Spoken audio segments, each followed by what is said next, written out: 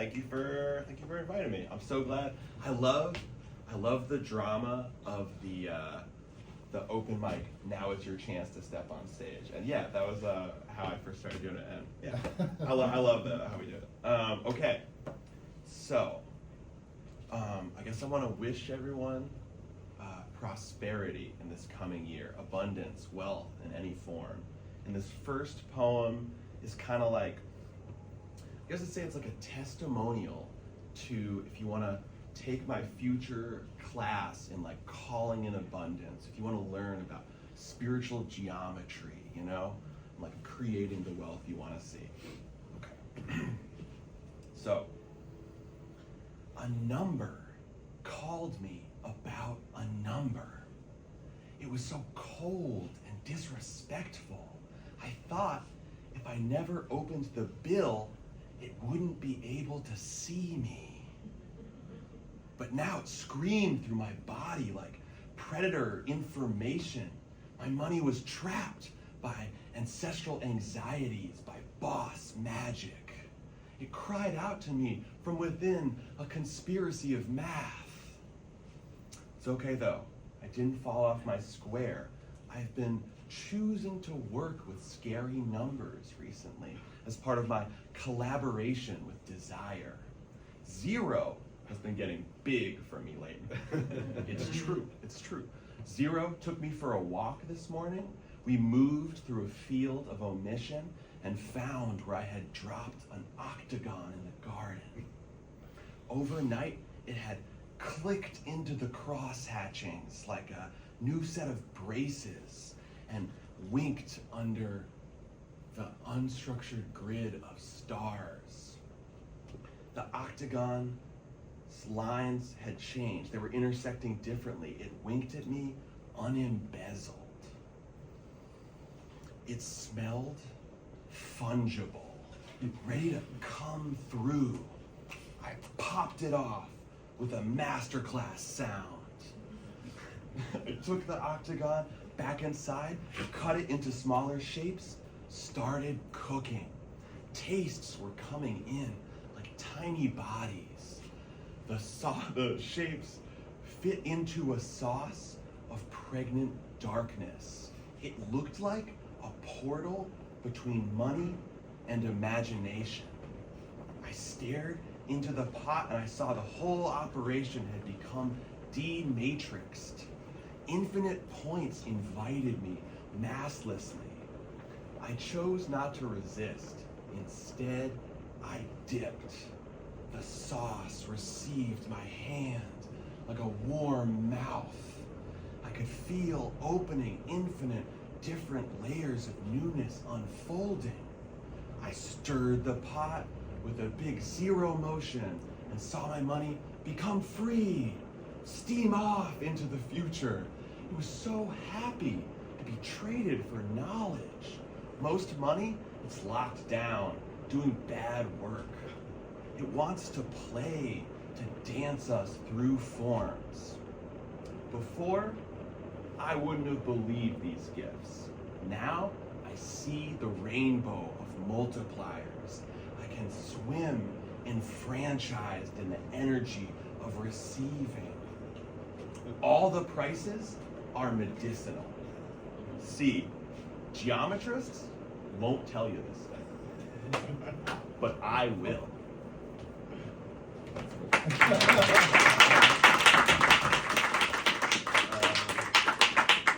Okay, this is the next poem. All right. I've heard that repeating an action and expecting something new to happen is the definition of insanity. But that sounds like learning an instrument to me. It sounds like watering a plant seed. It sounds like lifting weights, like committing poems to memory. And it's such a gift to be able to return to a question. So repetition, thank you. Thank you, thank you, repetition. Thank you, repetition that keeps causing me. The corporation of syllables that embody me.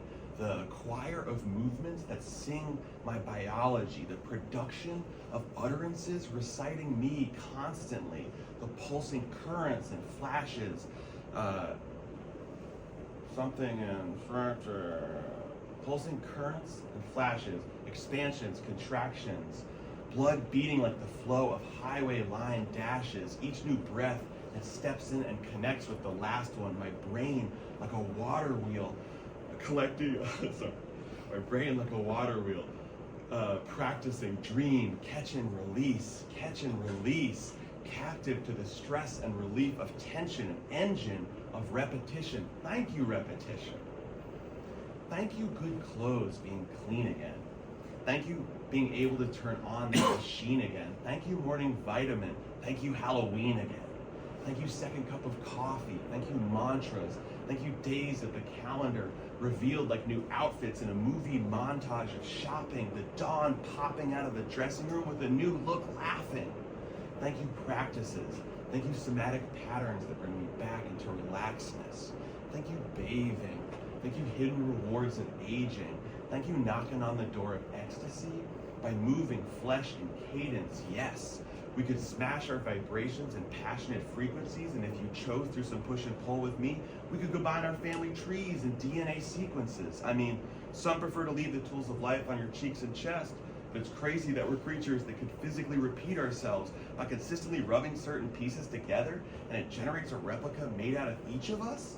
Like our species is a song that's ceaseless, self-creating from echoes of a beat struck at the very start of the solar system, makes you wonder about the heart of that wisdom. Thank you, repetition. And we gotta have faith when accepting these offerings, because repetition can cross into cruel endlessness and punish us awfully. We've all known so many hostages of repetition who got exactly what they wanted too often, couldn't get off the path they were walking. They lost their autonomy and just became this sad process of replication, and it cost them.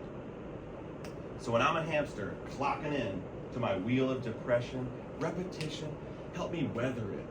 Help me find the right expression. Show me the right surrender to treasure this life of mine, because there are mistakes I needed to make 1,000 times, and some I need a few more tries, and this rhythm of forgiveness, like the grace of the divine, like signing my name on the dotted line for the time I've been given.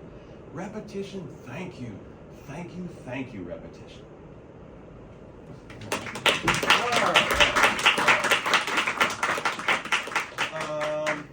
Okay, and the last one, let's be even more self-involved. It is a poem about poetry. Okay. Where do the poets go when the muses call back screaming for a refund? When the sadness is boring? When the poet's voice sounds like 4 accordions trying to give up? When it turns out you listed silence as your emergency contact? The poet, a planet, meaning wanderer. Where do they go after so long at the punch bowl of yearning, being splashed with wet wings? After big times being productively embarrassed, after arguing with machinery, after spreading rumors about the faces of God, after registering their tongues as service animals? Where does the poet go when the rent is due? If you told them the rent is due, if they then steal your car to an esoteric location and discorporate in a dank pile of teeth beneath the cave paintings, would you allow it? If not, how will you pay that poet? The poet needs money to prove that they don't need it. To tuck into garters, to wander as a holy fool, money, to sharpen aesthetics, to get lit on antidepressants, to feed their families. Will you make the poet call up the team of greased Batmans and cancel the party? Then where will the poets go? The poet wishes they could free the word girl from the responsibility of rhyming with world. Let her stay in bed and trace her own circles. You know her gathering sisters, twirl, curl, whirl, furl, and swirl, each come from different roots. Why do spirals seek her in each language? Is she a seashell translator? Do you kiss her Fibonacci style, ear on ear, and hear word static coming in like the sound of the ocean? Can we finish? Can we call your loves? Can we drink water? Look at this wanderer, a poet, meaning planet, pretending he has a desk. See him shake the page like a bag of spiders and watch the figure of his simile float off, miss its target like a smoke ring that's not listening. Where do the poets go to line dance and have it just mean that? Can they hide from poetry? No, I don't know. Ask at the new prompt. You can smoke inside. The poets will be there asking the medium-sized questions, trying not to predict the future, suffering astrologically under the influence of a baffling planet, a wanderer, meaning poet. I think that's it. That's a good amount of time? I think you can. Okay, yeah, all right, let's do it again. All right, thank you so much, yo.